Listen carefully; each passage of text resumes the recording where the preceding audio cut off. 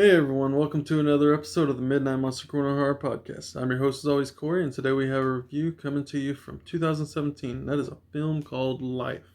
And no, not the Eddie Murphy Life. This one's actually really good. I'm not saying that one's bad, but anyways, let's just jump straight into this one. So this is a film based around a group of scientists who essentially get um, a sample from Mars and start doing some research on it. They actually end up finding a life form. It does appear that it is either frozen or dead. So they start tinkering with the atmosphere inside the little box that this life form's in, and next thing you know, it comes to life. And it almost has like kind of an innocence to it. And throughout the first few segments, that you actually get to meet this creature by the name of Calvin, I believe Calvin. Um, but yeah, basically, he almost has kind of an innocence to him, in a sense.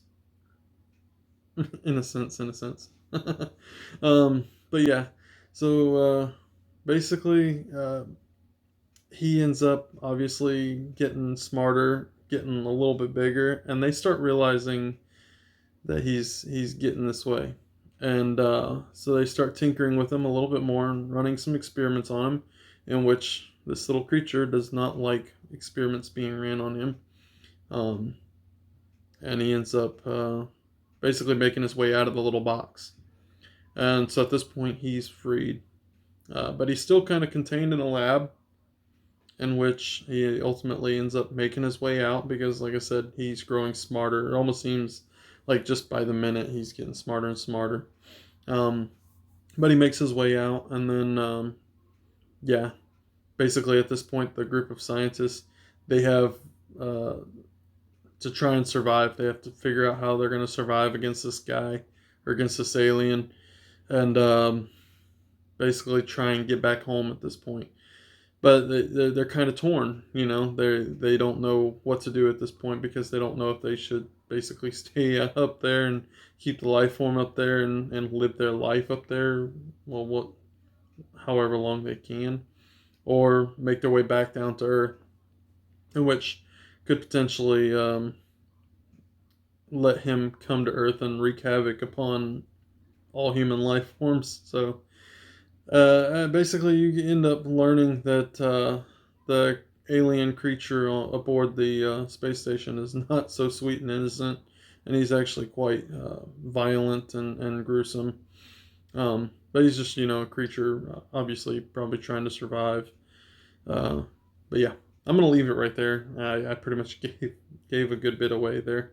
Um, but yeah, this movie honestly sits at 104 minutes long, and I can't think of a dull moment. I have nothing bad to say about this film, so obviously, my rating recommendation. I highly recommend this. Of course, you know me, and well, if you know me, I love deep space type films and outer space type films. So this is a great film. Everything as far as the CGI, I can't think of one bad thing to say about the CGI. And I mean, obviously, there had to been a lot of CGI in this, just because obviously they can't shoot this up there, so they had to shoot it here, and so obviously they had to show like, or they had to maneuver through as if there was zero gravity, stuff like that. And speaking of which, the zero gravity kind of played in one of the death scenes. That was pretty cool. So basically, this astronaut, she has to make her way out of the space station to try and fix the, I guess, like a communication um, type deal because they lost communication to Earth. So she's outside working on it while this creature made its way outside of the ship or the space station. And like I said, he becomes really smart, so he was able to actually know what to do in this situation. He basically broke like a coolant line or something in her suit, in which started leaking inside her suit, and basically started drowning her while she was out.